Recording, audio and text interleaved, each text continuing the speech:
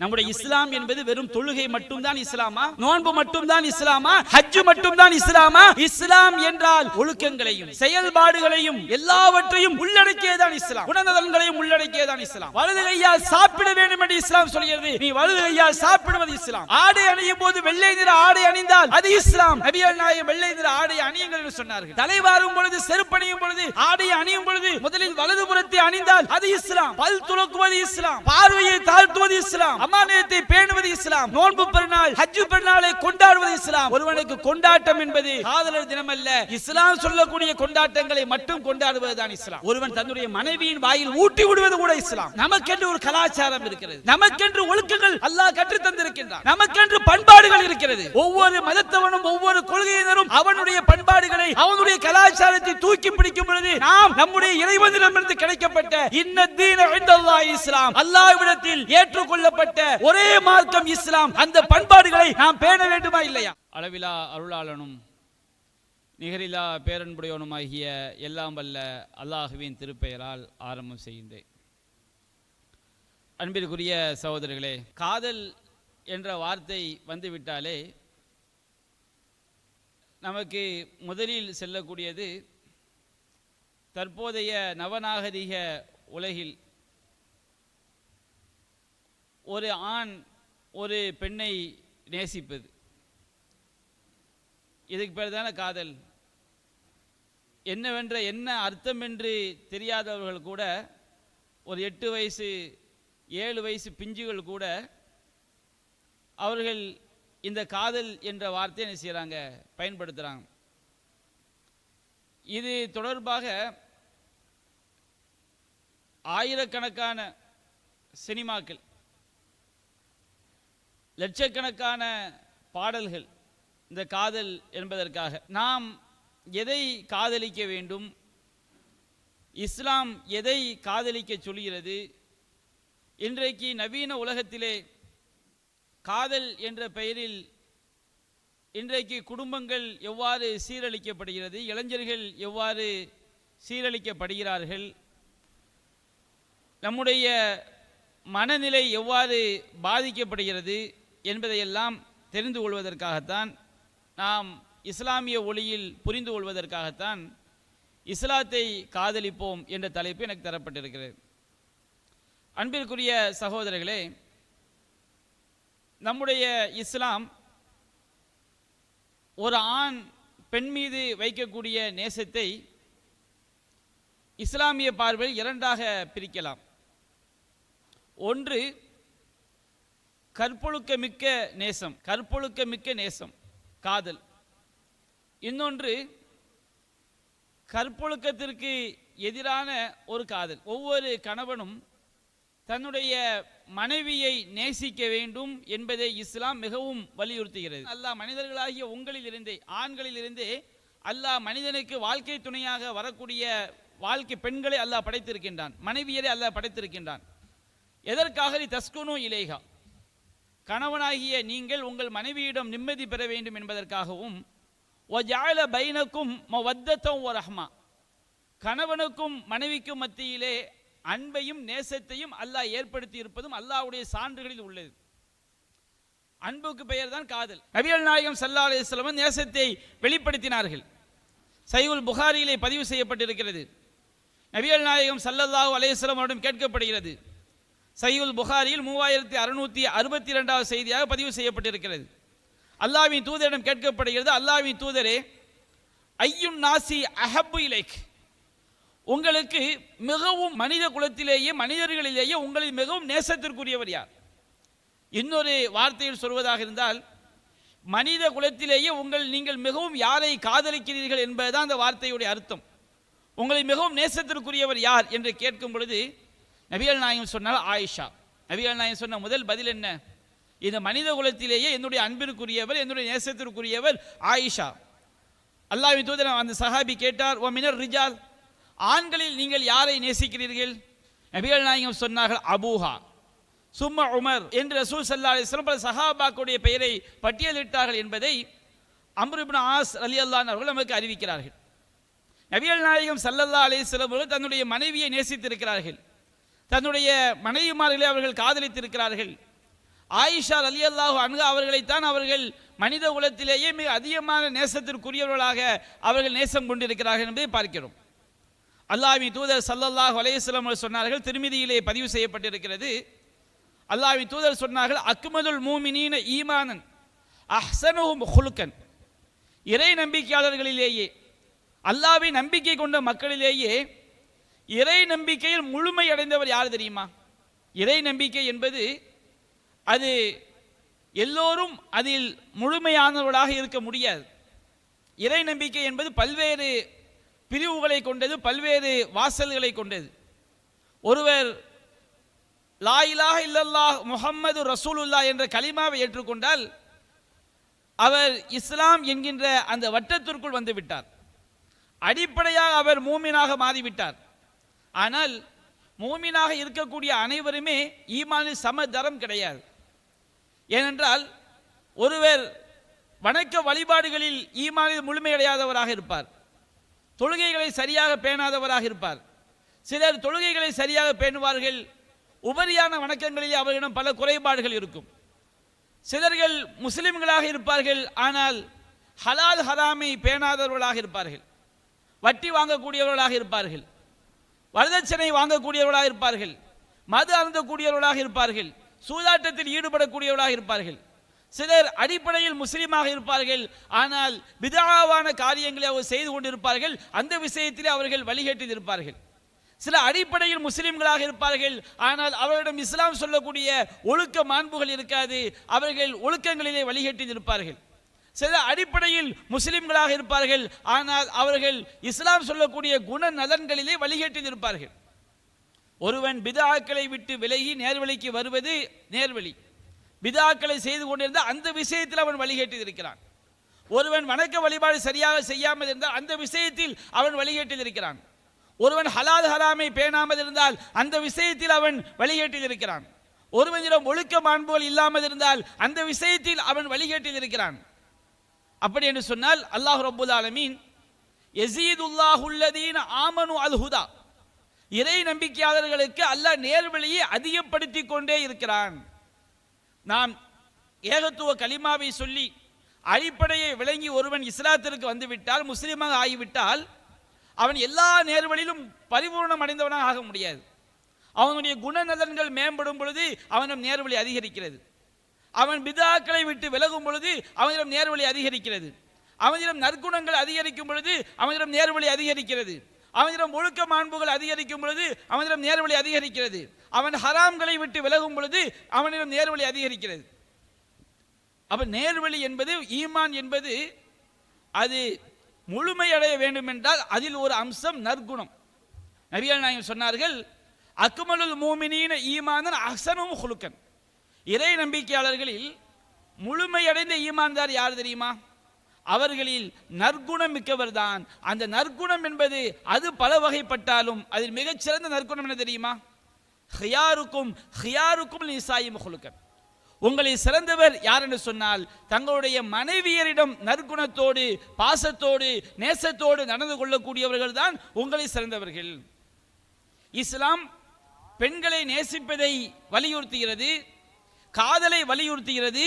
ஆனால் அது கற்பொழுக்கமிக்க காதல். ஒருவன் தன்னுடைய மனைவியாக திருமணத்திற்கு பிறகு அவனுக்கு வாய்த்த வாழ்க்கை துணைவியை நேசிக்கக்கூடிய காதலை இஸ்லாம் வலியுறுத்துகிறது.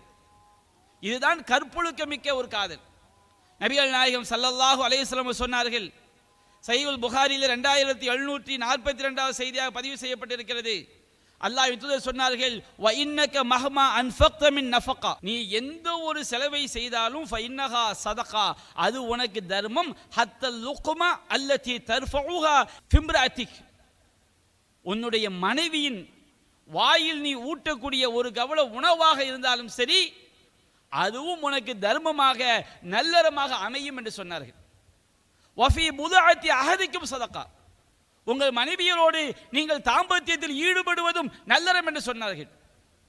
நீங்கள் குர்ஆன் சுன்னாவை எப்பொழுது எங்கே புரட்டி பார்த்தாலும் சரி, இஸ்லாம் சொல்லக்கூடிய காதல் என்பது திருமணத்திற்கு பிறகு கணவன் மனைவியை காதலிப்பதைத்தான் இஸ்லாம் காதல் என்று சொல்லி காட்டுகிறது.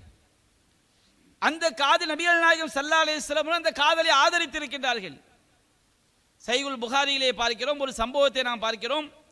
நபிகள் நாயகம் ஸல்லல்லாஹு அலைஹி வஸல்லம் அவருடைய காலகட்டத்திலே பரீரா ரலியல்லாஹு அன்ஹா அவர்கள் ஒரு அடிமை பெண்ணாக இருந்தார்கள். அடிமை பெண்ணாக இருக்கும் பொழுது பரீரா ரலியல்லாஹு அன்ஹாவுடைய கணவர் யார் என்று சொன்னால் முகீஸ் ரலியல்லாஹு அன்ஹு. அவர் ஒரு கருப்பு நிற அடிமை. இந்த முகீஸ் ரலியல்லாஹு அன்ஹு இருக்கிறாரே, இவர் தன்னுடைய மனைவி பரீராவின் மீது அதிகப்படியான காதல். ஒரு நேரத்தில் பரீரா ரலியல்லாஹு அன்ஹா அவர்கள் அவருடைய எஜமானிடம் அடிமை தலையிலிருந்து விடுதலை பெறுவதற்காக விடுதலை பத்திரம் கோருகிறார்கள். அப்போ அது ஒரு சம்பவம். அந்த பரீரா ரலியல்லாஹு அன்ஹா அவர்கள் அடிமை தலையிலிருந்து விடுதலை பெறுவதற்காக உதவி செய்தவர்கள் யார் என்று சொன்னால் அன்னை ஆயிஷா ரலியல்லாஹு அன்ஹா அவர்கள். அவங்க அடிமையிலிருந்து விடுதலை ஆயிடுறாங்க. மார்க்கத்துடைய ஒரு உரிமை என்னவென்று சொன்னால், ஒரு பெண் அடிமையாக இருக்கும் பொழுது அடிமை கணவரோடு வாழ்ந்தால் அவள் சுதந்திரமான பெண்ணாக மாறிவிட்டால் அந்த அடிமை கணவரோடு தான் வாழ வேண்டும் என்ற கட்டாயம் கிடையாது. அந்த கணவரை அவள் பிரிந்து விடலாம். இது இஸ்லாம் கொடுத்திருக்கக்கூடிய ஒரு உரிமை. அப்போ பரீரா ரலியல்லாஹு அன்ஹா என்ன செஞ்சிடறாங்க, அந்த முகீஸ் அவர்களை தனக்கு வேண்டாம் என்று அவர்கள் ஒதுக்கி விடுகிறார்கள். அவரோடு வாழ வேண்டிய அவசியம் இல்லை என்று அவர்கள் அவரை பிரிந்து விடுகிறார்கள். அப்போ இந்த செய்தியை பற்றி இப்னு அப்பாஸ் ரலியல்லாஹு அன்ஹு சொல்லி காட்டுறாங்க. சஹீஹுல் புகாரியிலே 5283வது செய்தியாக பதிவு செய்யப்பட்டிருக்கிறது. அவங்க சொல்றாங்க, பரீரா ரலியல்லாஹு அன்ஹு அவர்கள் இந்த முகீஸை பிரிந்தவுடன் இந்த முகீஸ் என்ன செய்கிறாராம், பரீராவை அப்படியே அழுது கொண்டு சுற்றி சுற்றி வருகிறாராம். உண்மையிலேயே ஒரு பெண்ணை மீது பரீரா மீது வைத்துள்ள நேசம் வெளிப்படுகிறது. இப்னு அப்பாஸ் சொல்றாரு, கஅன்னி அன்துரு இலைஹி யதூஃபு ஹல்ஃபஹா யப்கி. நான் பரீராவிற்கு பின்னால் அந்த முகீஸ் என்பவர் அழுது கொண்டே சுற்றி வருவதை நான் அப்படியே இன்றைக்கும் பார்ப்பதை போன்று இருக்கிறது. பின்னால் அவர் சொல்லும் பொழுது, இப்னு அப்பாஸ் ரலியல்லாஹு அன்ஹு சொல்லும் பொழுது அதை வர்ணிக்கிறாங்க. பரீராவுக்கு பின்னாடி இந்த முகீஸ் அவர்கள் சுற்றி அழுது கொண்டே சுற்றி வருகின்றார். தசீலு அலா லிஹ்யதிஹி. அவருடைய கண்ணீர் துளிகள் எல்லாம் அப்படியே தாடியில் நனைந்து ஓடுகிறது. இன்றைக்கும் காதலிக்கிறார்கள். யாரை காதலிக்கிறார்கள்? யாராவது ஒரு அந்நிய பெண்ணை காதலிப்பார்கள், அதற்காக கண்ணீர் விடுவார்கள், அதற்காக தற்கொலை செய்ய போகிறேன் சொல்வார்கள். இங்கே ஒருவர் தன்னுடைய மனைவி பிரிந்து சென்றதினால் மனைவியின் மீது உள்ள காதலை வெளிப்படுத்துகிறார். அவர் அழுது கொண்டே அந்த மனைவிக்கு பின்னால் செல்கிறார். கண்ணீர் துளிகள் எல்லாம் அவருடைய தாடியில் நனைகிறது. இந்த காட்சியை நபிகள் நாயகம் ஸல்லல்லாஹு அலைஹி வஸல்லம் அவர்கள் பார்த்துவிட்டு நபிகள் நாயகமே தாங்க முடியாமல் அப்பாஸ் சொல்றாங்க, அப்பாஸ் அலா தஅஜபு மின் ஹுப்பி முகீஸின் பரீரா வ மின் புகுலி பரீரத முகீஸன். முகீஸ் இந்த பரீராவின் மீது வைத்திருக்கக்கூடிய காதலையும் நேசத்தையும் பரீரா இந்த முகீஸின் மீது காட்டக்கூடிய வெறுப்பையும் பார்த்து உங்களுக்கு ஆச்சரியமாக இல்லையா? நபிகள் நாயகத்துக்கு ஆச்சரியமா இருக்குது. அப்படி ஒரு காதல், அப்படி ஒரு நேசம். அப்போ அப்பாஸ் சொல்றாரு, இப்னு அப்பாஸ் சொல்றாரு, அல்லாஹ்வின் தூதரே, நீங்க அந்த பரீராட்ட கொஞ்சம் நீங்க அறிவுரை சொல்லலாம், அந்த முகீஸோடு சேர்ந்து வாழ்ற மாதிரி.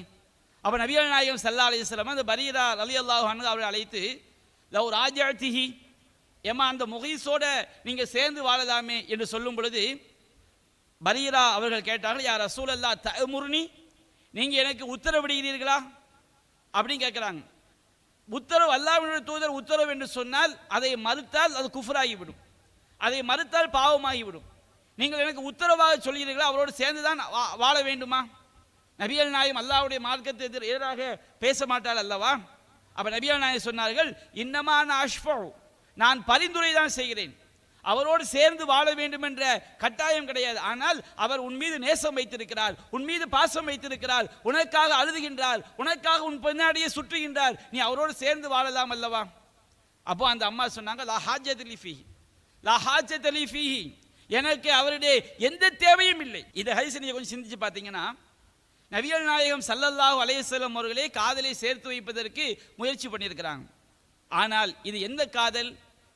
இது கற்பொழுக்கமிக்க காதல். ஒரு கணவன் மனைவியின் மீது கொண்டுள்ள காதல், மனைவியை பிரிந்துவிடக் கூடாது என்ற ஏக்கத்திலே உள்ள காதல். அந்த காதலை இணைத்து வைப்பதற்கு நபிகள் நாயகம் ஸல்லல்லாஹு அலைஹி வஸல்லம் அவர்கள் முயற்சி செய்திருக்கின்றார்கள். அப்ப இஸ்லாம் ஒருபோதும் காதலுக்கு எதிரானதல்ல. ஆனால் இன்றைய காலகட்டத்திலே காதல் என்ற பெயரில் திருமணத்திற்கு முன்பாக அந்நிய பெண்களை பார்ப்பது, அந்நிய பெண்களோடு அவர்களிடம் நேரடியாகவோ அல்லது மறைமுகமாகவோ செல்போன்களில் பேசுவது, தொலைத்தொடர்பு சாதனங்களில் பேசுவது, இன்றைக்கு வாட்ஸ்அப்பில் ஒரு அந்நிய பெண்ணோடு கருத்துக்களை பகிர்ந்து கொள்வது, ஃபேஸ்புக்கில் பழகிறது, எப்படியெல்லாம் இன்றைக்கு இளைஞர் சமுதாயம், இளம்பெண்களுடைய சமுதாயம் வழிகட்டு செல்கிறது தெரியுமா? ஒரு சில இடங்களில் கேள்விப்படுறோம்.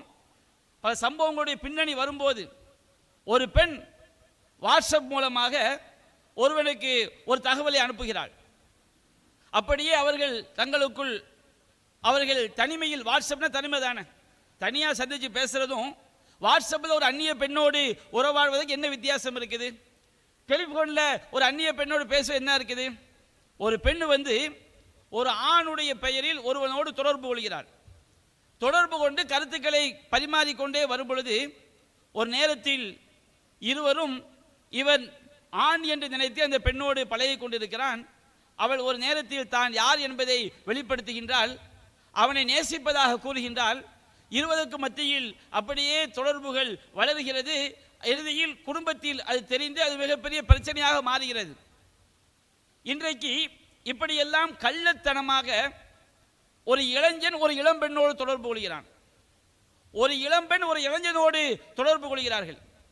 எப்படி நமக்கு இஸ்லாத்தை பற்றி, ஈமானை பற்றி தௌஹீத் இல்லை என்றால் மறுமை இல்லை, தௌஹீதுக்காக உயிரை கொடுக்க வேண்டும், அல்லாஹ்வை நேசிக்க வேண்டும், அல்லாஹ்வுடைய தூதரை நேசிக்க வேண்டும் என்றெல்லாம் குர்ஆன் சுன்னah சொல்கிறதோ, அதுபோன்று இன்றைக்கு ஒரு அந்நிய ஆண் அந்நிய பெண்ணை நேசிப்பது, ஒரு இளைஞன் தன்னோடு தொடர்பில்லாத இன்னொரு இளம்பெண்ணை நேசிப்பதற்கு காதல் என்ற பெயரில் சூட்டப்பட்டு இந்த வழிகேடு, இந்த அனாச்சாரம் எந்த மதம் எந்த இனம் என்று பார்க்காமல் எல்லா சமுதாயங்களையும் சீரழித்து வருவதை பார்க்கிறோம்.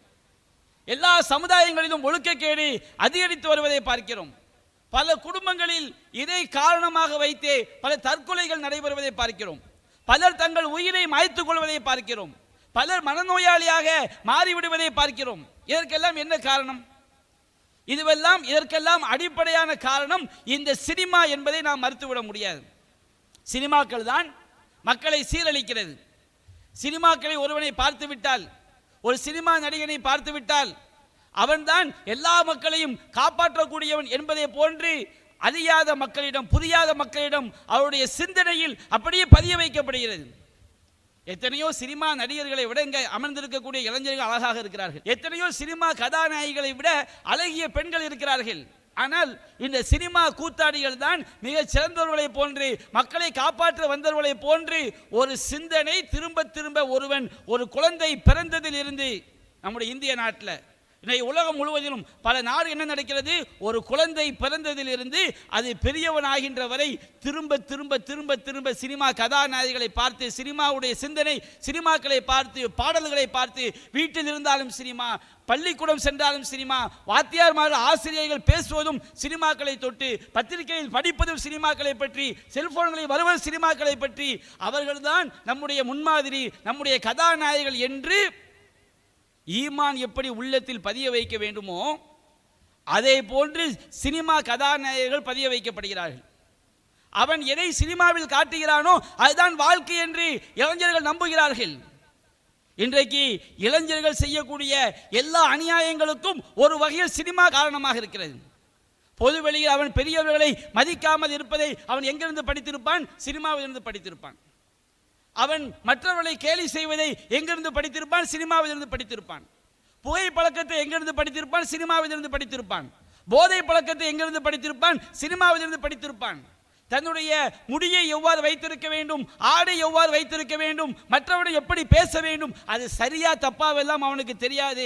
அவனுடைய கதாநாயகன் கதாநாயகி அவ்வாறு செய்துவிட்டால் எனவே அதை நானும் செய்வேன் என்று ஒவ்வொரு இளைஞியும் அதிகமான பேர் இந்த சினிமாக்களால் பாதிக்கப்பட்டிருப்பதை பார்க்கிறோம். இந்த சினிமாவால் திருந்திய கூட்டத்தை விட, சொல்வாங்களா இல்லையா? அல்லாஹ் சொல்றானா அல்லவா, யஸ்அலூனக அனில் ஹம்ரி வல் மைசிர், மதுவையும் சூதாட்டத்தை பற்றி உங்களிடம் கேட்கிறார்கள்.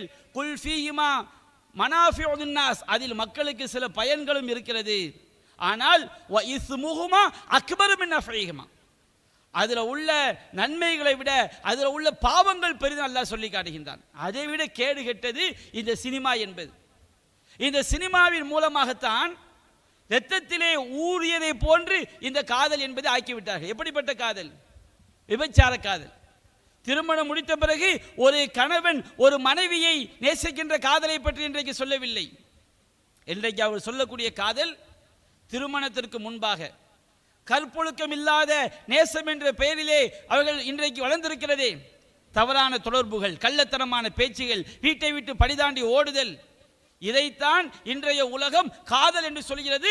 அதன் விளைவை அனுபவிக்கவும் செய்கிறது. அன்பிற்குரிய சகோதரர்களே, இளைஞர்களே, நாம் இஸ்லாமிய மார்க்கத்திலே இருக்கிறோம். நம்முடைய மார்க்கம் நமக்கு நேசத்தை பற்றி சொல்லித் தருகிறது. நாம் எதை நேசிக்க வேண்டும்? அல்லாஹ் ரப்புல் ஆலமீன் நமக்கு தந்திருக்கக்கூடிய இந்த இஸ்லாமிய மார்க்கம் இருக்கிறது அல்லவா, இது நம்முடைய சிந்தனையை, அறிவை பாதுகாக்கக்கூடியது. இஸ்லாமிய சட்டங்கள் நம்முடைய உள்ளத்தை பாதுகாக்கக்கூடியது, நம்முடைய உயிரை பாதுகாக்கக்கூடியது, நம்முடைய உடைமையை பாதுகாக்கக்கூடியது, நம்முடைய செல்வத்தை பாதுகாக்கக்கூடியது, நம்முடைய மானத்தை பாதுகாக்கக்கூடியது. இஸ்லாம் எல்லாவற்றையும் பாதுகாக்கும். இஸ்லாமிய சட்டங்கள், இஸ்லாமிய நம்பிக்கைகள், இஸ்லாமிய வழிகாட்டுதல்கள் நம்முடைய சிந்தனை, உள்ளம், செல்வம், மானம், உயிர் எல்லாவற்றையும் அது பாதுகாக்க. அப்படிப்பட்டதான் இஸ்லாமிய சட்டத்தை அல்லாஹ் தந்திருக்கின்றார். இந்த இஸ்லாமிய மார்க்கம் என்பது அது எதை நம்மை நேசிக்க சொல்கிறதோ அதை நேசித்தால் மட்டும்தான் நாம் இந்த உலகத்திலும் மறுமையிலும் வெற்றி அடைய முடியும். இஸ்லாத்திற்கு மாற்றமான நேசம் நமக்கு வந்துவிடும் என்று சொன்னால் நாம் இந்த உலகத்தில் நஷ்டமடைந்து விடுவோம், மறுமை நஷ்டமடைந்து விடுவோம். எல்லாவற்றுக்கும் மேலாக நாம் எதை காதலிக்க வேண்டும்? அல்லாஹ் சொல்கிறான் திருமறை குர்ஆனில், இன்னத்தீன இன்தல்லாஹில் இஸ்லாம், அல்லாஹ்விடத்திலிருந்து வந்த வழிமுறை என்பது, மார்க்கம் என்பது இஸ்லாம் என்று அல்லாஹ் குறிப்பிடுகிறான். இஸ்லாம் என்பது முஹம்மது ஸல்லல்லாஹு அலைஹி வஸல்லம் அவர்கள் தோற்றுவித்ததல்ல. ஆதம் அலைஹிஸ்ஸலாம் அவர்கள் காலத்திலிருந்து வரக்கூடியது இஸ்லாம். அல்லாஹ்விடத்தில் ஏற்றுக்கொள்ளப்பட்ட ஒரே மார்க்கம், ஒரே வழிமுறை இஸ்லாம். ஆதம் முஸ்லிமாக இருந்தார், நூஹ் அலைஹிஸ்ஸலாம் முஸ்லிமாக இருந்தார், இப்ராஹிம் அலைஹிஸ்ஸலாம் முஸ்லிமாக இருந்தார்கள், யாக்கூப் அலைஹிஸ்ஸலாம் முஸ்லிமாக இருந்தார்கள், யூசுப் அலைஹிஸ்ஸலாம், சுலைமான் அலைஹிஸ்ஸலாம், தாவூத் அலைஹிஸ்ஸலாம், மூசா அலைஹிஸ்ஸலாம், ஈசா அலைஹிஸ்ஸலாம், இப்ராஹிம் அலைஹிஸ்ஸலாம், எல்லா நபிமார்களும் அவர்கள் முஸ்லிம்களாகத்தான் இருந்தார்கள், இஸ்லாத்தை தான் போதித்தார்கள். அல்லாஹ்விடத்திலிருந்து வந்த மார்க்கம் இஸ்லாம். அல்லாஹ் கூறுகிறான், வமை யப்தகி கைரல் இஸ்லாமி தீனன் ஃபலை யுக்பல மின்ஹு, இஸ்லாம் அல்லாத மார்க்கத்தை யார் விரும்புகிறாரோ, யார் நேசிக்கிறாரோ, யார் காதலிக்கிறாரோ அது அவரிடமிருந்து ஏற்றுக்கொள்ளப்படாது. ஒவ்வொரு ஆகிரத்தி மினல் ஹாசிரின், அவர் மறுமை நாளில் நஷ்டமடைந்தோரில் ஒருவராக இருப்பார். இஸ்லாம் தான் எல்லா நேசத்திற்கும் உட்பட்டது. எல்லாவற்றை விடவும் நாம் இஸ்லாத்தை காதலிக்க வேண்டும், இஸ்லாத்தை நேசிக்க வேண்டும். இஸ்லாத்தை காதலித்தால் அது உண்மையான காதலை நமக்கு கற்றுத்தரும். அல்லாஹ்வை நாம் நேசித்தால், இறை தூதரை நேசித்தால் அது உண்மையான நேசத்தை நமக்கு கற்றுத்தரும். காதலுங்கிற பேர்ல எவ்வளவு பெரிய சீரழிவு பாருங்க. கோபிச்செட்டி பாளையத்தில் சொல்லி காட்டினாங்க. இந்த காதலுங்கிற பேர்ல காதல்னா என்ன, நேசம் என்றால் என்ன, வாழ்க்கை என்றால் என்ன, என்னவென்றே தெரியாமல் ஒருவன் ஒரு திருநங்கையை போய் என்ன செஞ்சிருக்கான், திருமணம் முடித்திருக்கின்றான். இது வழிகேட்டின் உச்சமாக இல்லையா? இதுல என்ன ஒரு அன்பு இருக்கிறது, இது என்ன காதல் இருக்கிறது, அவர் என்ன அடிப்படையை போதிக்க வருகிறார்கள்? சரி, சினிமா கூத்தாடிகள் இந்த காதலுங்கிற வார்த்தை எப்படி புழங்கப்படுகிறதோ அதே அர்த்தத்தில் இன்றைக்கு முஸ்லிம்கள் ஊபியில் ஐ லவ் யூ முகமதுன்னு போர்டு வைக்கிறான். மீலாது விழா கொண்டாடுறாங்களாம். எப்படி ஐ லவ் யூ? இந்த சினிமா கூத்தாடிகள் ஒரு கதையிலே ஒரு நடிகையை பார்த்து ஐ லவ் யூ சொல்லுவானே, அதிலிருந்து இன்றைக்கு உலகம் முழுவதும் பரவி இருக்கிறதே. இது மாதிரி ரசூலாவை நேசிக்கணுமா? ஐ லவ் யூ என்ன அர்த்தம்? இந்த வழிகேடர்கள், ஒழுக்கத்திற்கு எதிரான ஒழுக்க கேடர்கள், இவர்கள் சினிமாக்களிலே எதற்காக ஐ லவ் யூ என்ற வார்த்தையை பயன்படுத்துகிறார்களோ அதே வார்த்தையை நபிகள் நாயகத்திற்கு பயன்படுத்து. அது இன்றைக்கு பிரச்சனை. ஊபியில் ஐ லவ் யூ முகமது மீலாது விழாக்கு அவங்க என்ன செய்யறாங்க, 1500வது பிறந்தநாள் விழா கொண்டாடுகிறார்களாம். எப்படிப்பட்ட கேட்டை இந்த காதலுங்கிற பேர்ல உண்டாக்கி இருக்கிறது. அல்லாஹ் சொல்றான், நீங்கள் நேசிப்பதாக இருந்தால் எல்லாவற்றுக்கும் மேலாக இஸ்லாத்தை நேசியுங்கள். இஸ்லாத்தை நேசிப்பது என்று சொன்னால் அல்லாஹ்வை நேசிக்க வேண்டும். அல்லாஹ் குர்ஆனில் சொல்கின்றான், நபியே நீங்கள் மக்களுக்கு சொல்லுங்கள், குல் இன் குன்தும் துஹிப்பூனல்லாஹ ஃபத்தபிஊனி யுஹிப்புகுமுல்லாஹ். நீங்கள் அல்லாஹ்வை நேசிக்கக்கூடிய மக்களாக இருந்தால், அல்லாஹ்வை நேசிப்பது என்றால் என்ன அர்த்தம்? அல்லாஹ்வை நேசிப்பது என்று சொன்னால் அல்லாஹ்வுடைய கட்டளைகளை கட்டுப்படுவது, அவன் தடுத்தவற்றை விலகிக் கொள்வது, அல்லாஹ்வின் மீது இறைவனுடைய நரகத்திற்கு அஞ்சுவது, சொர்க்கத்திற்கு ஆசைப்படுவது, இறைவனுடைய பொருத்தத்தை தேடுவது, இறைவன் மீது ஆதரவு வைப்பது, இறைவன் மீது தவக்குல் வைப்பது, இறைவனை அஞ்சுவது, இதற்கு பேர் தான் அல்லாஹ்வை நேசிப்பது என்பது.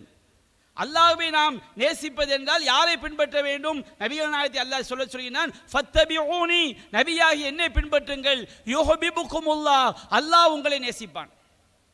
நாம அல்லாஹ்வை நேசிப்பதாக இருந்தால் நபிகள் நாயகத்தை பின்பற்ற வேண்டும். அப்படி நபிகள் நாயகத்தை பின்பற்றினால் அல்லாஹ்வுடைய நேசம் நமக்கு கிடைக்கும். யக்ஃபிர் லக்கும் ذுனூபக்கும், அல்லாஹ் சொல்கின்றான், உங்களுடைய பாவங்களை அல்லாஹ் உங்களுக்கு மன்னிப்பான். நபிகள் நாயகம் ஸல்லல்லாஹு அலைஹி வஸல்லம் அவர்கள் நமக்கு சொல்லி காட்டினார்கள்.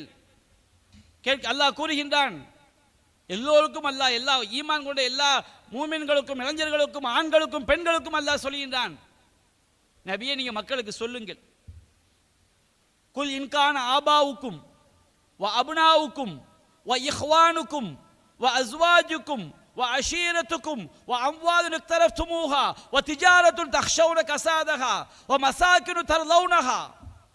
நபியே நீங்கள் சொல்லுங்கள், உங்களுடைய பெற்றோர்கள், தாயும் தந்தையும், உங்களுடைய பிள்ளைகள், உங்களுடைய உடன் பிறந்த சகோதரர்கள், உங்களுடைய மனைவியர், அதே போன்று உங்களுடைய உறவினர்கள்,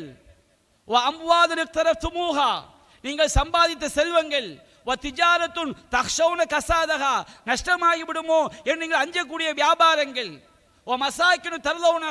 நீங்கள் திருப்தி அடையக்கூடிய உங்களுடைய வசிப்பிடங்கள், அஹப்ப இலைக்கும் மினல்லாஹி வ ரசூலிஹி வ ஜிஹாதின் ஃபீ சபீலிஹி, அல்லாஹ்வை விடவும், அல்லாஹ்வுடைய தூதரை விடவும், அல்லாஹ்வுடைய பாதையில் அறப்போர் தியாகம் செய்வதை விடவும் உங்களுக்கு நேசத்திற்குரியதாக ஆனால், அல்லாஹ்வை விடவும், அல்லாஹ்வுடைய தூதரை விடவும், அல்லாஹ்வுடைய பாதையில் தியாகம் செய்வதை விடவும் எது நேசத்திற்குரியதாக ஆகிவிடக் கூடாது?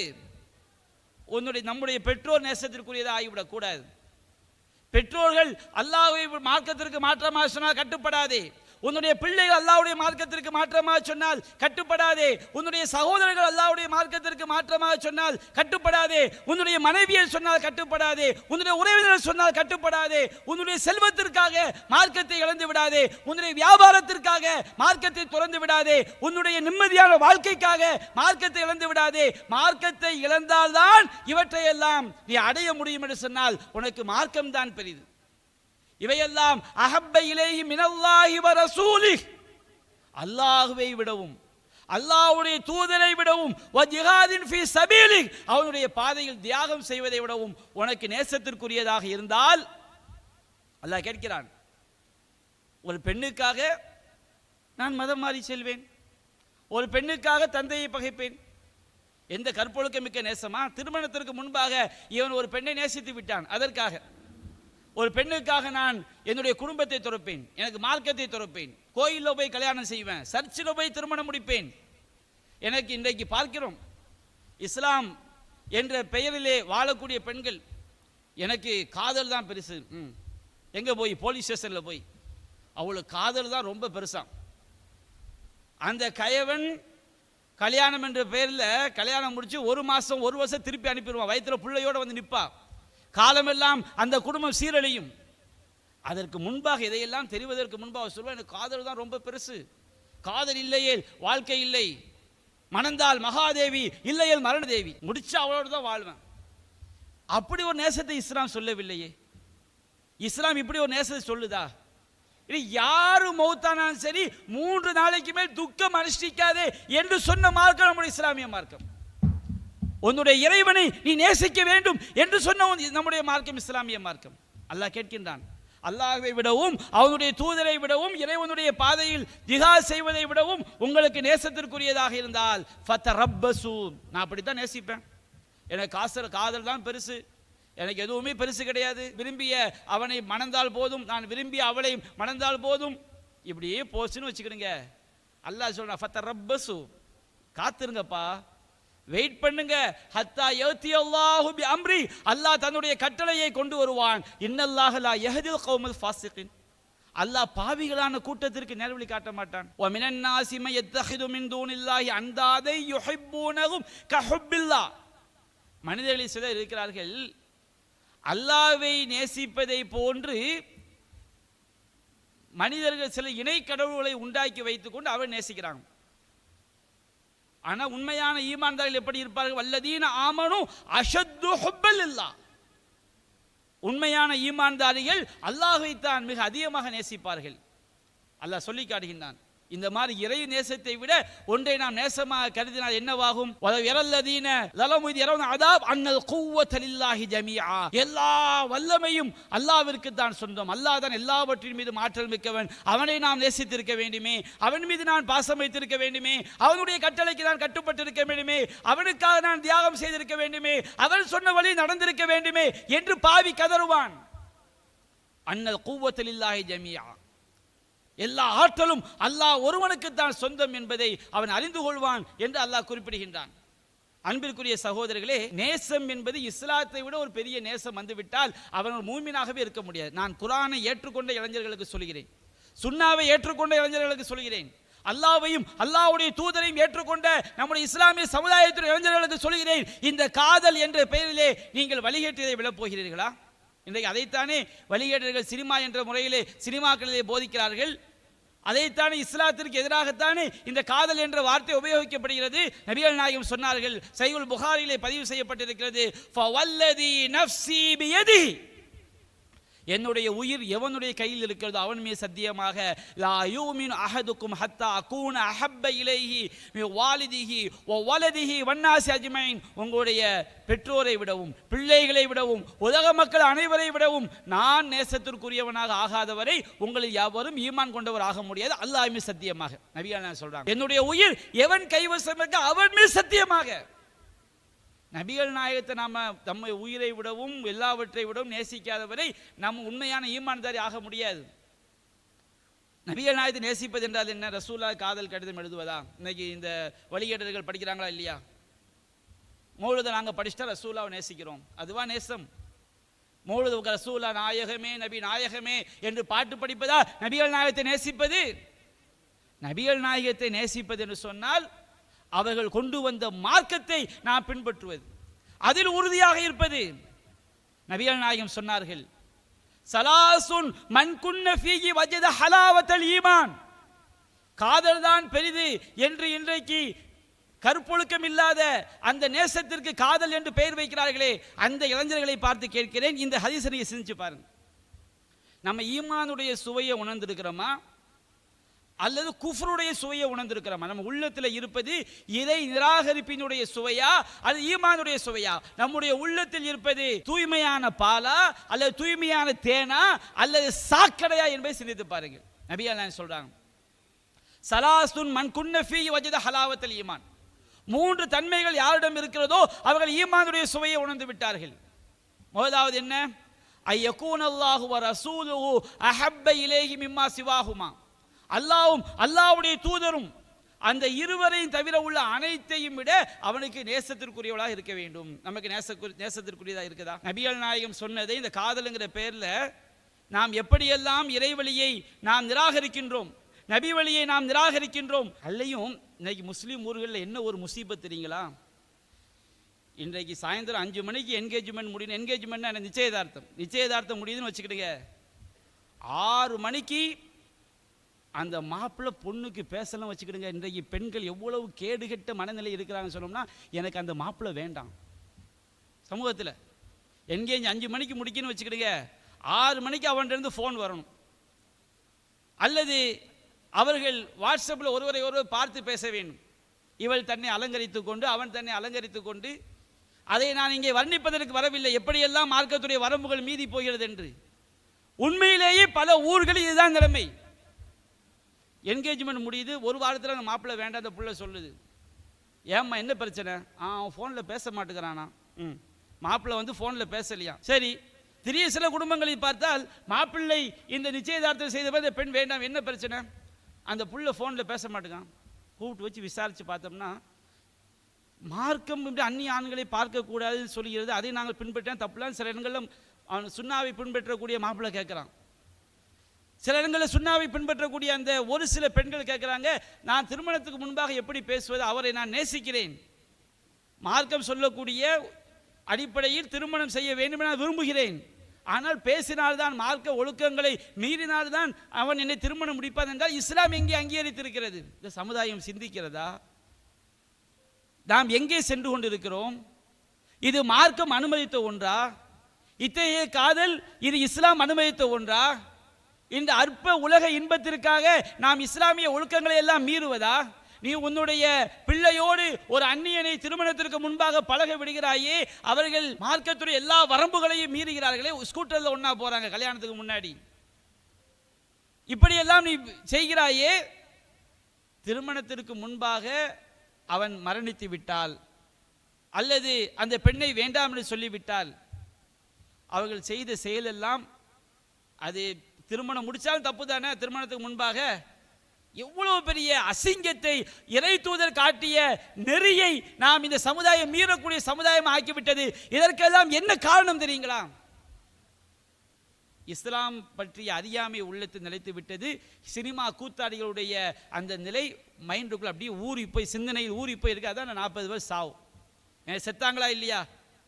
அவன் என்னடா இருக்கு, உன்னை விட சிறப்பு அவனிடம் என்ன இருக்கிறது? ஒரு பெண் சொல்கிறாள், நான் 20 வருடமாக அவனைத்தான் காதலிக்கிறேன். யார? அந்த சினிமா கூத்தாடிய பார்த்தாச்சு, எனக்கு வாழ்க்கையை திருப்தி அடைந்து விட்டது. என்ன இதில் என்ன என்ன லாபம்? ஒன்னே ஒண்ணுதான், அந்த வழிகேடு மைண்ட்ல போய் ஊறி இருப்பதை தவிர வேறு எந்த லாபம் கிடையாது. உன்னுடைய குடும்பத்திற்கு அவன் வாரி தரப்போகிறானா? எந்த கூத்தாடி தான் கேட்கிறேன், ஒரு கூத்தாடியமா நான் கேட்கவில்லை, எல்லா சினிமா நடிகர்களை தான் கேட்கிறேன். அவங்கெல்லாம் வைராக்கியம் வேற. நான் உழைத்து சம்பாதிச்சேன். ஒரு படத்துக்கு பல கோடி சம்பாதிக்கிறாய், அதெல்லாம் யாருடைய காசு? நீ உழைச்ச காசா? நீ வயல்ல இறங்கி உழைச்சியா? நீ ஒரு தொழிற்சாலை போய் வேலை பார்த்தியா? நீ கட்டடம் கட்டி சம்பாதித்தாயா? அப்பாவி மக்களுடைய சிந்தனையை அடித்து மழுங்கடித்து அவர்கள் உழைத்த அந்த காசுகளை, நீ நடித்த விபச்சார காட்சிகளை பார்ப்பதற்காக லட்சம் லட்சமாக ஆயிரமாக பிடிக்கி சம்பாதித்த உன்னுடைய உழைப்பா? இவங்க அரசியல்வாதியை பார்த்து கேட்கிறாங்க, அரசியல்வாதி இவங்களை பார்த்து கேட்கிறாங்க. அப்ப இந்த சினிமாக்கள் தான் இதற்கெல்லாம் அடிப்படையான காரணமாக இருக்கிறது. அப்ப நபிகள் நாயகம் சொன்னாங்க, அல்லாஹ்வுடைய தூதரும் எல்லாவற்றையும் விடவும் உனக்கு நேசத்திற்குரியவனாக ஆனால் நீ ஈமானுடைய சுவையை உணர்ந்திருக்கின்றாய். இல்லை என்றால் குஃப்ருடைய சுவைதான் உள்ளத்தில் இருக்கிறது. ஐயுஹிப்பல் மர்அலா யுஹிப்புஹு இல்லா லில்லாஹ், எந்த ஒரு மனிதனை நேசித்தாலும் அல்லாஹ்வுக்காக மட்டுமே நேசிக்க வேண்டும். காதல் என்பதில் அல்லாஹ்வுக்காக என்ன நேசம் இருக்குது? ஒரு இஸ்லாமிய மார்க்கத்தை தெரிந்த பெண்களிடம் கேட்கிறேன், இஸ்லாமிய மார்க்கத்தை அறிந்த ஆண்களிடம் கேட்கிறேன், இஸ்லாம் என்று சொல்லிக் கொள்ளக்கூடிய ஒவ்வொரு இளைஞனிடமும் இளம்பெண்ணிடமும் கேட்கிறேன், உங்கள் மார்க்கத்தை நீங்கள் படித்து பார்த்தீர்களா? உங்கள் மார்க்கம் எவ்வளவு அற்புதமான மார்க்கம், உங்கள் மானத்தை பாதுகாக்கக்கூடிய மார்க்கம், உங்கள் உடைமையை பாதுகாக்கக்கூடிய மார்க்கம், உங்கள் மனநிலையை பாதுகாக்கக்கூடிய மார்க்கம், உங்கள் அறிவை பாதுகாக்கக்கூடிய மார்க்கம். முஸ்னத் அஹ்மதில் பதிவு செய்யப்பட்ட ஒரு செய்தி. நபிகள் நாயகம் ஸல்லல்லாஹு அலைஹி வஸல்லம் அவரிடம் ஒரு இளைஞர் வருகிறார். ஒரு இளைஞர் அல்லாஹ்வின் தூதரே யுதன்லி பிஸ்ஸினா, எனக்கு விபச்சாரம் செய்வதற்கு அனுமதி கொடுங்கன்னு கேட்குறாரு. விபச்சாரம் பண்ணுறதுக்கு எனக்கு என்ன செய்யுங்க, அனுமதி கொடுங்க அப்படின்னு கேட்குறாரு. சுற்றி இருந்த சஹாபாக்கள் தான் அவர் கேட்ட கேள்வியை பார்த்து வெகுண்டொழுகின்றார்கள், அவரை வெறுக்கிறார்கள், அவரை அடக்குவதற்காக நினைக்கிறார்கள். அவர் நபிகள் நாயகம் ஸல்லல்லாஹு அலைஹி வஸல்லம் அந்த இளைஞரை அருகில் அழைக்கிறார்கள். அருகில் அழைத்து அந்த இளைஞரிடம் கேட்டார்கள், நீ விபச்சாரத்துக்கு அனுமதி கேட்கிறாய் இல்லையா?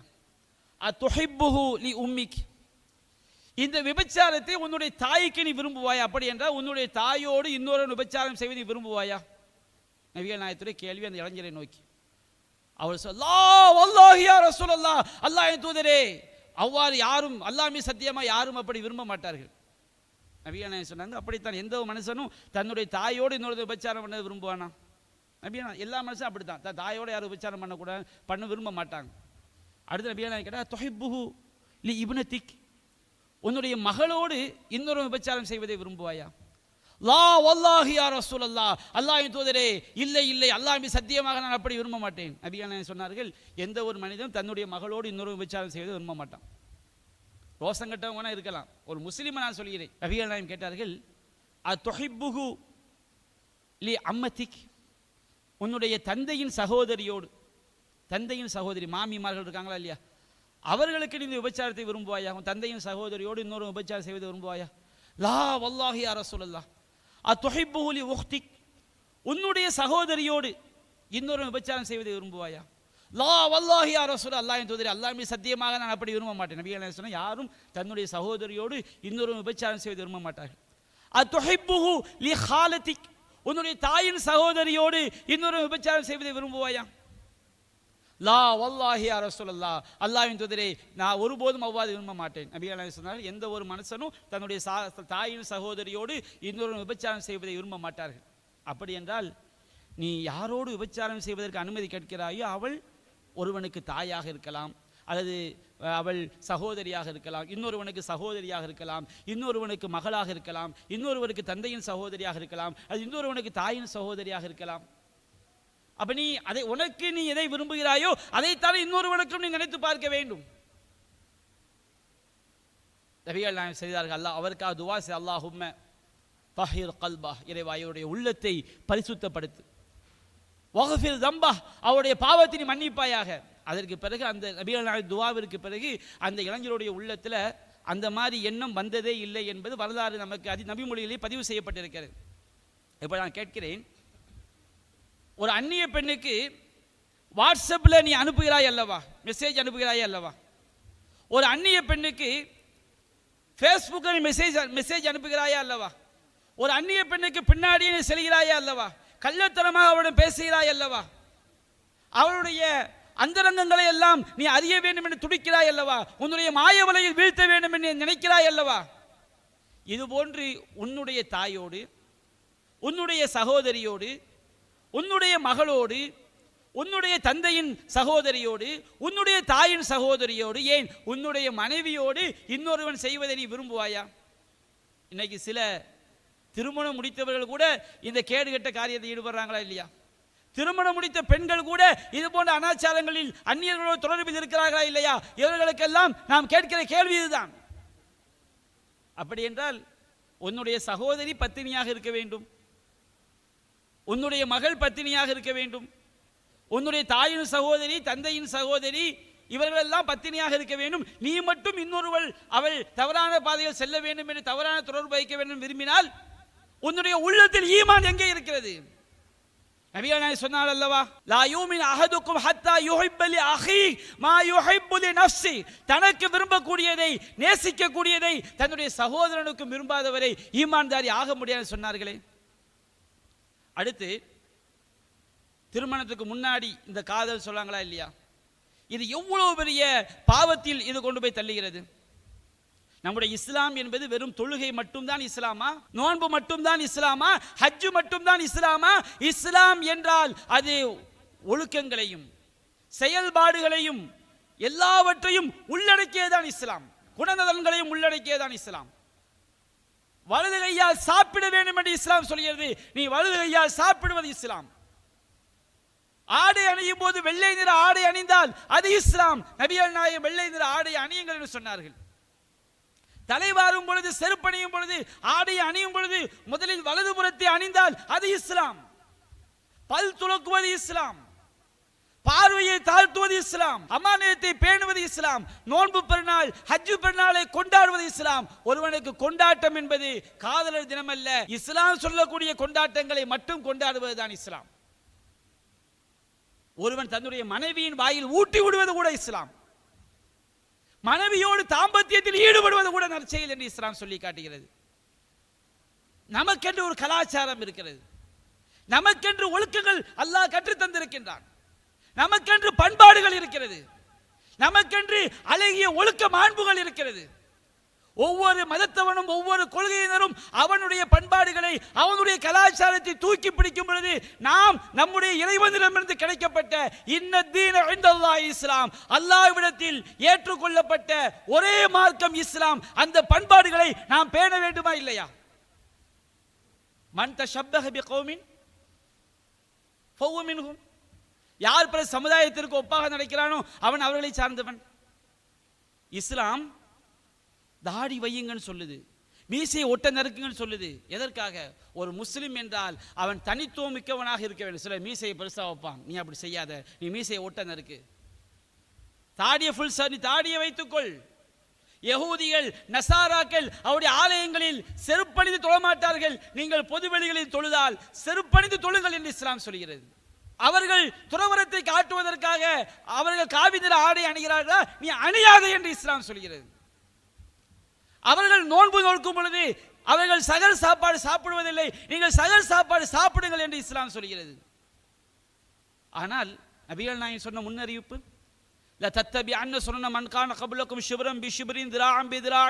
உங்களுக்கு முன்பாந்தவருடைய வழிமுறைகளை ஜானுக்கு ஜான் முளத்துக்கு முளம் நீங்கள் பின்பற்றுவீர்கள்.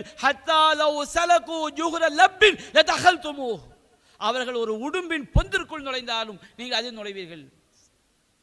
யா ரசூலல்லாஹ், அது யஹூத் வ நஸாரா, நாங்கள் மற்றவருடைய கலாச்சாரத்தை ஜானுக்கு ஜான் முளத்துக்கு மூலம் பின்பற்ற சொன்னீர்களே, யகூதிகளும் நசாராக்களுமா? நபியா நசஃபமன் அவங்க எல்லாமே வேற யாரு? இன்றைக்கு அந்த யகூதி நசாரா கலாச்சாரம் தானே இஸ்லாமிய இளைஞர்களிடம், இஸ்லாமிய இளம் பெண்களிடம் காதல் என்ற பெயரில் உள்ளே புகுந்திருக்கிறது. ஒரு பெண் பேசுகிறாள், விஜயை பார்க்க வேண்டும் என்பதற்காக நான் தொழுகையை கூட விட்டுவிட்டேன். கேவலமாக இல்லை இந்த சமுதாயத்திற்கு?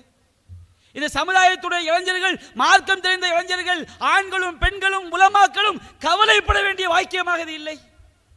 இந்த சமுதாயத்தை நாம் எப்படி வைத்திருக்கிறோம்?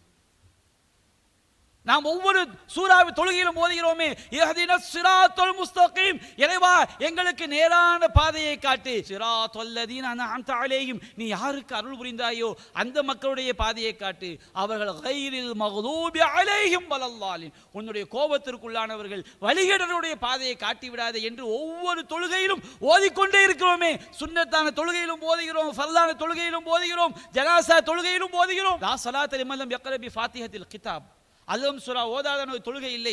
எல்லா தொழுகையிலும் வழிகேடர்களின் பாதையை காட்டி விடாதே, உன்னுடைய கோபம் உண்டான பாதையை காட்டி விடாதே என்று கேட்டுவிட்டு, எவர்கள் வழிகேடர்களோ, எந்த செயலை செய்தால் அல்லாஹ்வுடைய கோபம் உண்டாகுமோ அந்த வழிகேடருடைய பாதைகள் சென்றால் அது வழிகேடு அல்லவா? அது மிகப்பெரிய வழிகேடு அல்லவா?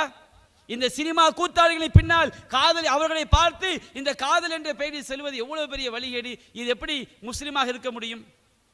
நான் கேட்கிறேன், அல்லாஹ் ரப்புல் ஆலமீன் நமக்கு சொல்றான், ஆண்களுக்கு பெண்களுக்கு சொல்றான், குல்லில் முஃமினீன யகுல்லு மின் அப்சாரிஹிம் வ யஹ்ஃபது ஃபுரூஜஹும், அல்லாஹ்வை நம்பிக்கை கொண்ட ஆண்களுக்கு சொல்லுங்கள், அவர்கள் தங்களுடைய பார்வைகளை தாழ்த்த வேண்டும், கற்புகளை பேணி பாதுகாத்துக் கொள்ள வேண்டும். தாலிக்க அஸ்கா லஹும், அதுதான் அவர்களுக்கு பரிசுத்தமானது.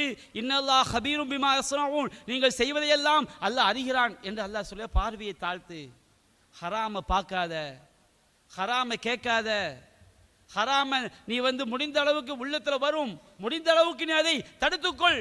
அதுதான் உன்னுடைய உள்ளத்தை பரிசுத்தப்படுத்தும். நீ ஒரு அந்நிய பெண்ணை பார்த்தால், நேரில் பார்த்தால் அதுதான், வாட்ஸ்அப்பில் பார்த்தால் அதுதான், ஃபேஸ்புக்கில் பார்த்தால் அதுதான், அதுதானே குர்ஆன் சொல்லலா தக்ரபு ஸினா, விபச்சாரத்தின் அருகில் கூட நெருங்காதீர்கள். விபச்சாரம் என்பதில் சிறு பாவங்களுக்கும் இஸ்லாம் விபச்சாரம் என்கிறது. சிறு பாவம் இருக்கு பாருங்க, தண்டனைக்குரிய பெரும் பாவத்துக்கு பேர் விபச்சாரம். இஸ்லாம் அதே பெயரை சிறு பாவங்களுக்கும் வைக்கிறது. நபிகள் நாயகம் சொன்னார்கள், இன்னல்லாஹ கதப அலா இப்னி ஆதம ஹல்லஹு மினஸ் ஸினா, அல்லாஹ் ஆதமுடைய மகன் மீது, மனிதன் மீது விபச்சாரத்தின் பங்கை எழுதி இருக்கிறான். நம்ம உள்ளத்தை பரிசுத்தப்படுத்தணும் வச்சுக்கிடுங்க, அல்லாஹ் ரசூல் சொன்னபடி வாழணும் வச்சுக்கிடுங்க. அந்த சிறு பாவங்களை அதிகமாக செஞ்சு பெரும்பாவத்தில் போய் விழுந்துருவோம். அதற்கு தாலிக்கலாம் மஹாலா, கண்டிப்பாக அடைந்தே தீருவான். ஜினல் ஐன் அந்நதர், கண் செய்யக்கூடிய விபச்சாரம் பார்ப்பது. எதை பார்ப்பது? இறைவன் தடுத்தவற்றை பார்ப்பது. ஆபாசத்தை பார்க்கக்கூடாது, அசிங்கத்தை பார்க்கக்கூடாது. சினிமா பார்க்க சொன்னோம்னா 1000 பேர் வச்சு வழிகேடு உள்ள வரும். அதெல்லாம் கருத்தாளம் மிக்க படம். அங்கேயும் பொம்பளை என்ன செய்வா? இஸ்லாம் சொன்ன ஒழுக்க, எந்த ஒரு அந்நிய பெண்ணையும் தேவையில்லாம் பார்க்க ஹராம் தானே. நபிகள் நாயகம் ஸல்லல்லாஹு அலைஹி வஸல்லம் ஹஜ்ஜத்துல் வதாவில் இருக்கும்போது தன்னுடைய ஒட்டகத்தின் பின்னால் ஃபதுல் இப்னு அப்பாஸ் எப்படி இருப்பா தெரியுங்களா? ரசூலுல்லாஹ்வுடைய சாயல், இளைஞர், பார்க்கறதுக்கே அப்படி பல பலன்னு இருப்பாங்க. ஃபதுல் இப்னு அப்பாஸ் பார்த்தாலே ஒரு ஈர்ப்பு. அப்போ ஹஜ்ஜத்துல் வதாவில் ஒரு பெண் ரசூலாட்ட ஒரு மார்க்க தீர்ப்பு கேட்கறதுக்காண்டி வர்றாங்க. அந்த பெண்ணு ரொம்ப அழகு. ரசூலா அந்த பெண்ணை பார்க்குறாங்க, கேள்விக்கு பதில் சொல்கிறாங்க. தேவை ஏற்படும் போது ஒரு பெண்ணை பார்க்குறது தப்பு கிடையாது. ஒரு ஆண் ஒரு பெண்ணை பார்த்துக்கலாம், ஒரு பெண்ணை ஆண் தேவைக்க. இப்போ ஒரு கடைக்கு போகிறோம், ஒரு பெண்ணு கடைக்கு போகிறாங்க, கடைக்காரரை பார்த்தா எதாவது செய்ய முடியும், கேட்க முடியும். ஒரு ஆள்கிட்ட ஒன்று கேட்கணுன்னா பார்த்து தான் கேட்க முடியும், ஒரு பெண்ணை பார்க்கணுன்னா பார்த்து கேட்க முடியும். அப்போ ஃபதுல் இப்னு அப்பாஸ் என்ன செய்கிறாரு, அந்த அம்மாவை பார்த்தவன அந்த பிள்ளை அப்படியே பார்க்குறாரு, சின்ன பிள்ளை, இவர் சின்ன ஆள், இளைஞர், அது இளம்பெண். அந்த அம்மா ஃபதுல் இப்னு அப்பாஸை பார்க்குறாங்க. யாருக்கு பின்னாடி? நாயகத்துக்கு பின்னாடி, நபிகள் நாயகத்துக்கு பின்னாடி. எந்த இடம்? புனிதமிக்க இடம். எந்த சூழல்? எது பற்றிய கேள்வி? மார்க்கம் தொடர்பான கேள்வி. எந்த இடத்தில் இருந்தாலும், யாருக்கு பின்னால் இருந்தாலும், எந்த இடத்தில் இருந்தாலும் ஷைத்தான் நுழைவான் என்பது நமக்கு தெரிகிறதா இல்லையா? நபிகள் நாயகம் ஸல்லல்லாஹு அலைஹி வஸல்லம் ஃபதுல் இப்னு அப்பாஸுடைய தலையை பிடிச்சி அப்படி திருப்பி சொன்னாங்க, ராய்து ஷாப்பன் வ ஷாப்பத்தன், ஒரு இளம் பெண்ணையும் ஒரு இளைஞனையும் ஒரு இளைஞியையும் பார்த்தேன். இன்னி ஹஷீத்துவன் அதுகுல சைத்தானு பைனகுமா, அந்த இருவருக்கும் இடையே ஷைத்தான் நுழைந்து விடுவதை நான் பயந்தேன். ஷைத்தான் எங்கே தான் நுழைவான்? பார்த்தாலே அது ஹராமான பார்வை. நபிகள் நாயகத்திடம் கேட்கப்பட்டது, ஒரு சஹாபி சொல்ல, சஅல்து ரசூலுல்லாஹி ஸல்லல்லாஹு அலைஹி வஸல்லம் அன் நظرத்தில் ஃபஜ்ஆ, திடீரென்று அந்நிய பெண்கள் மீது படக்கூடிய பார்வையை பற்றி கேட்டேன். நபிகள் நாயகம் சொன்னார்கள், அமரணி அன் அஸ்ரிஃப பஸ்ரி, என்னுடைய பார்வையை திருப்புமாறு உத்தரவிட்டார். திடீர்னு, அதாவது அரபி மொழியில் நலுருங்கிற வார்த்தைக்கும் பசருங்கிற வார்த்தைக்கும் வித்தியாசம் இருக்கு. பசருங்கிற வார்த்தைக்கு அடிப்படையான அர்த்தம் என்ன? சிந்தனையோடு ஒரு ஆளை, இப்போ என்ன பார்த்துக்கிட்டே இருக்கிறீங்க, நான் என்ன சொல்ல சிந்தனையோடு பார்க்குறீங்க, இது வந்து பசர். சில நேரங்களில் பசரங்கிற வார்த்தை நல்லறவுடைய அர்த்தத்தில் வரும், நல்லறங்கிற வார்த்தை பசரவுடைய அர்த்தம் தனி. ஆனால் பசரங்கிற வார்த்தைக்கு என்ன அர்த்தம்? சிந்தனையோடு ஒன்றை பார்ப்பது. நல்லருங்கிற வார்த்தைக்கு என்ன அர்த்தம்? யதார்த்தமாக ஒரு ஆளை பார்க்குறது. இப்படி பார்க்குறோம், ஒரு ஆள் கண்ணில் பட்ட, ஒரு பெண்ணு பட்டாங்க, அந்த பெண்ணுடைய அழகு உங்களை கவர்ந்துட்டு, அது அவருடைய மார்க்க அறிவு கவர்ந்துட்டு, அது அவருடைய குணம் கவர்ந்து விட்டது, அதை உள்ளத்தில் வச்சிருந்து முறையாக குடும்பத்தாட்ட பேசி அந்த பெண்ணை சம்மதிச்சா திருமணம் முடிக்க தப்பு கிடையாது. இது மார்க்கம் நமக்கு வழிகாட்டியது, இது வரக்கூடிய ஒன்று தான். இது மார்க்க தப்பு கிடையாது. எது தப்பு நான் சொல்கிறேன், எது கற்பொழுக்கம் இல்லாத நேசம் என்கிறேன்? ஒரு பெண்ணை பார்த்து விட்டா, பிடித்து விட்டா என்பதற்காக அவளோடு அந்தரங்கத்தில் பேசுவது, அந்தரங்கத்தில் கடிதம் அனுப்புவது, அந்தரங்கத்தில் நீ இன்றி நான் இல்லை, நான் இன்றி நீ இல்லை, உனக்காக உயிரை கொடுப்பேன், வானத்தை பறிப்பேன், நட்சத்திரத்தை சூசி தட்டுவேன், அப்படி செய்வேன், இப்படி செய்வேன், உலகத்தில் உன்னை தாண்டி எனக்கு யாரும் பெருசாக இல்லை, இந்த வார்த்தை, இந்த வழிகேட்டை தான் தப்புங்க. இது யார்கிட்ட செஞ்சால் கரெக்டு? மனைவியோடு நடந்து கொண்டால் மார்க்கம் அதை அனுமதிக்குது. பொய் சொல்வது கூட மனைவியை திருப்திப்படுத்துவதற்காக பொய் சொல்வது கூட இஸ்லாம் அனுமதிக்கிறது. எதற்காக? காதல். நீ மனைவியை நேசி, அதுதான் கற்பொழுக்கமிக்க காதல். அப்போ நபிகள் நாயகத்தை கேட்கப்படுது, திடீரென்று ஒரு பெண் மீது எங்களுடைய பார்வை பட்டுவிட்ட, யதார்த்தமா நபிகள் பார்வையை திருப்ப வேண்டும் என்று உத்தரவிட்டார். சில இடங்களில் பார்க்கலாம், தெருக்களில் அந்நிய பெண்கள் வரும்போது அப்படி அங்கேருந்து இப்படியே பார்ப்பார், இப்படியே பார்த்துக்கிட்டே வந்து தெர தாண்டி முடிச்சு வழி அனுப்பும்போது அவர் என்ன செய்வார், இவர் பார்வை வந்து இருந்த இடத்துக்கு திரும்பும். பார்க்கிறதே ஹராம் எனும் பொழுது நீ காதல் என்ற பெயரில் தொடர்பு கொள்வது இஸ்லாம் எப்படி அனுமதிக்க முடியும்? பெண்களுக்கும் அதைத்தான் சொல்கிறது, குல்லில் முஃமினாத்தி யகுதுல்ன மின் அப்சாரிஹின்ன, இறை நம்பிக்கை கொண்ட பெண்களுக்கு சொல்லுங்கள், அவர்கள் தங்கள் பார்வைகளை தாழ்த்தி கொள்ள வேண்டும், வயஹ்ஃபல்ன ஃபுரூஜஹுன்ன, அவர்கள் தங்களுடைய கற்புகளை பேணி பாதுகாத்துக் கொள்ள வேண்டும், வலா யுப்தீன ஸீனத்தஹுன்ன இல்லா மா ஸஹர மின்ஹா, அவர்கள் வெளியில் தெரியக்கூடிய அலங்காரத்தை தவிர. ஒரு பெண்ணுடைய முகம், முன்கை, கால் பாதம், அந்த பர்தா, அதுக்கு மேலே பர்தா போட்டால் தெரியுமா இல்லையா? பர்தாவும் அலங்காரம் தான், அது வெளியே தெரிஞ்சால் தப்பில்லை. எது வெளியே தெரியுமோ தப்பில்லை. ஃபல் யதுரிப்ன பிஹுமுரிஹின்ன அலா யூபிஹின்ன, தங்கள் மேற்சட்டை சட்டை காதலுக்கு ஜியூப், தங்களுடைய ஒவ்வொரு பெண்ணும் அவள் சட்டையின் மீது என்ன செய்ய வேண்டும்? தலைமுக்காடை போட்டுக்கொள்ள வேண்டும். ஒரு பெண்ணு தன்னுடைய கணவன், தன்னுடைய தந்தை, தன்னுடைய கணவனுடைய தந்தை, மாமனார், கணவனுக்கு இன்னொரு மனைவியின் மூலமாக பிறந்த ஆண் மக்கள், சகோதரர்கள், உடன் பிறந்த சகோதரர்கள், உடன் பிறந்த சகோதரருடைய பிள்ளைங்க, மருமக்கமார், ஒரு பெண்ணுக்கு மருமகன்கள், உடன் பிறந்த அண்ணன் தம்பியுடைய ஆண் மக்கள், உடன் பிறந்த அக்கா தங்கச்சியுடைய ஆண் மக்கள், சக பெண்கள், அதே போன்று ஒரு பெண் மற்ற பெண்களுக்கு முன்பாக, அதே போன்று நம்ம வீட்டுக்கு அடிக்கடி வந்து போகக்கூடிய பெண்கள் மீது நாட்டம் இல்லாத வயோதிகர்கள். இந்த வயசான ஆட்களோடு 2 பேர் இருக்கிறாங்க, ரொம்ப கிரிமினலான வயசான ஆட்கள்லாம் இருக்கிறாங்க. இஸ்லாம் அதை சொல்லவில்லை. பெண்கள் மீது நாட்டம் இல்லாத அடிக்கடி வீட்டுக்கு வந்து போகக்கூடிய வயோதிகர்கள். அன்றைய காலத்தில் அடிமை முறைகள் இருந்த அந்த அடிமைகள், இவர்களை தவிர வேறு யாருக்கு முன்னாடியும் ஒரு பெண்ணு முக்காடு அணியாமல் இருக்கக்கூடாது. முக்காடு அணியாமல் இவங்களுக்கு முன்னாடி மட்டும்தான் இருக்கலாம். நம்முடைய இஸ்லாமிய சமுதாயத்தில் உள்ள நம்முடைய அந்த இளம் பெண்களுக்கு, குழந்தைகளுக்கு இந்த சட்டமெல்லாம் நாம் கொண்டு போய் சேர்த்திருக்கிறோமா? சேர்த்திருந்தால் தங்களுடைய போட்டோக்களை எல்லாம், அந்தரங்கங்களை எல்லாம் கண்டவனுக்கும் அனுப்பி அது பொதுவெளியில் பரவி அதற்கு பிறகு தற்கொலை செய்யக்கூடிய சம்பவங்களை எல்லாம் நாம் கேள்விப்படுவோமா? இந்த காதல் என்ற பெயரில் எல்லாம் நாசமா போதா இல்லையா? கணவனுக்கு மட்டும் ஒரு கணவனிடம் மனைவி தாம்பத்தியத்தில் எப்படி இருப்பாளோ அது போன்ற போட்டோக்களை எல்லாம் அந்நியனுக்கு அனுப்பி வைத்து அந்த அந்நியன் அந்த கயவன் மார்க்கறிவு இல்லாதவன் இவருடைய போட்டோக்களை இணையதளத்தில் ஏற்றி விடுகிறான். அந்த குடும்பமே மானம் போய்விடுகிறது, நடுத்தெருவிற்கு வருகிறது. உங்களுடைய மானத்தை போக்கியதற்கு காரணம் நீங்களா எல்லாம் இஸ்லாத்தை புறக்கணித்ததா? இந்த காதல் என்பது எவ்வளவு பெரிய கேட்டில் கொண்டு போய் விடுது. நபிகள் நாயகம் ஸல்லல்லாஹு அலைஹி சொன்னார்கள், புகாரியில் பதிவு செய்யப்பட்டிருக்கு, ஈயாக்கும் துஹூத் அலன் நிசா, அந்நிய பெண்கள் இருக்கக்கூடிய சபைக்கு செல்வதை விட்டு நான் உங்களை எச்சரிக்கை செய்கிறேன். ஒரு சஹாபி கேட்டார், அல்லாஹ்வின் தூதரே, அஃபர் ஐத்தல் ஹம், இந்த அண்ணனுடைய மனைவி தம்பியுடைய மனைவிக்கு ஹம்முன்னு சொல்லுவாங்க அரபியில். எங்கள் அண்ணனுடைய மனைவி அன்னைக்கு நம்ம சமூகத்தில் கலாச்சாரம் மதினின்னு சொன்னோம்னா ரொம்ப சகஜமாக முக்காடு அணியமாக என்ன செய்வாங்க, தனிமையில் பேசுவது, ரொம்ப சகஜ பின்னாடி வச்சு கொண்டு போகிறது, இந்த பழக்கம்லாம் இருக்குது. ஆனால் இஸ்லாம் அதை தடுத்திருக்கு. அப்போ சஹாபி கேட்குறது, அல்லாஹ்வின் தூதரே, அண்ணன் மனைவி தம்பி மனைவி இவங்களோடு தனிமையில் இருக்கக்கூடாது, அது தனிமையில் இருப்பதற்கு அனுமதிக்கப்பட்டது நினைக்கிறாங்க. நபிகள் நாயகம் சொன்னாங்க, அது ஹம் வல் மௌத், அண்ணன் தம்பியுடைய மனைவிமார்களோடு தனிமையை பெற்றதான் மரணத்திற்கு சமம். அப்படி என்றால் எந்த பெண்களோடும் தனிமை என்பது கூடாது. அது நம்மளை வழிகேட்டெலாம் கொண்டு போய் சேர்க்கும். அதே போன்று நீங்கள் சேரக்கூடிய நண்பர்கள் எப்படி இருக்கிறாங்கன்னு பாருங்கள். நல்ல நண்பர்களை தேர்ந்தெடுத்து கொள்ளுங்கள். அதே போன்று நீங்கள் அல்லாஹ்வை அதிகம் அதிகம் திக்ர் செய்யுங்கள். 21 வயசு 22 வயசு வந்து விட்டதா, உங்களுடைய உள்ளம் தவறான எண்ணங்களை தூண்டுகிறதா, நீங்கள் திருமணம் முடிப்பதற்கு விரைவுபடுத்துங்கள். நபிகள் நாயகம் சொன்னார், யா மாஷர ஷபாப் மனிஸ்தத்தா மின்குமுல் பாஆ ஃபைதஸவ்வஜ், இளைஞர்களே, உங்களில் யாருக்கு பொருளாதார வசதி இருக்குதோ, உடல் தேட்டம் வந்துடும், பொருளாதார வசதி இருக்குதோ நீங்கள் கல்யாணம் முடிச்சுக்கிடுங்க. யாருக்கு அந்த பொருளாதார வசதி இல்லையோ ஃபஅலைஹி பிஸ்ஸௌம், அவர்கள் நோன்பு நோற்றுக்கொள்ளுங்கள். ஃபஇன்னஹு லஹு விஜாவுன், அந்த நோன்பிற்கு இந்த அசிங்கங்களை எல்லாம் காமத்தை எல்லாம் தடுக்கக்கூடிய சக்தி உண்மையான நோன்புக்கு இருக்குது. இளைஞர்கள் அதிகமாக நோன்பு நோற்றுக்கொள்ளுங்கள். சபஅத்துன் யலில்லுஹுமுல்லாஹு ஃபி லில்லிஹி லா லில்ல இல்லா லில்லுஹு, 7 சாராருக்கு அல்லாஹ் அவனுடைய அரிசி நிழலை தவிர வேறு நிழலே இல்லாத மறுமை நாளை நிழல் கொடுக்கின்றான். அதில் ஒருவன் ஷாபுன் நஷஅ ஃபி இபாதத்தி ரப்பிஹி, தன்னுடைய இளமை பருவத்தை இறைவனுக்கு அடிபணிந்து வாழ்வதில் கழித்த இளைஞன். உங்கள் இளமை பருவத்தை தொழுகையிலும் இபாதத்திலும் தாவாவிலும் சமூக சேவையிலும் நீங்கள் உங்களுடைய மனதை கொண்டு செல்லுங்கள். இந்த வழிகேட்டில் கொண்டு போய் சேர்த்துடாதீங்க. பெண்களுக்கு மத்தியில் இளம் பெண்களுக்கு மத்தியில் மார்க்கத்தை கொண்டு செல்லுங்கள். அதுதான் ரொம்ப முக்கியம். இளைஞர்களை கூட கொண்டு வந்து சேர்த்துடுறோம். அல்லாஹ்வுடைய கிருபையில் இந்த போதனைகள் காதில் போய் விழுந்துச்சுன்னு வச்சுக்கிடுங்க, நீங்கள் தப்புக்கு போனால் தப்புங்கிறதையாவது உங்களுடைய உள்ளம் என்ன செய்ய உணர்த்தும்.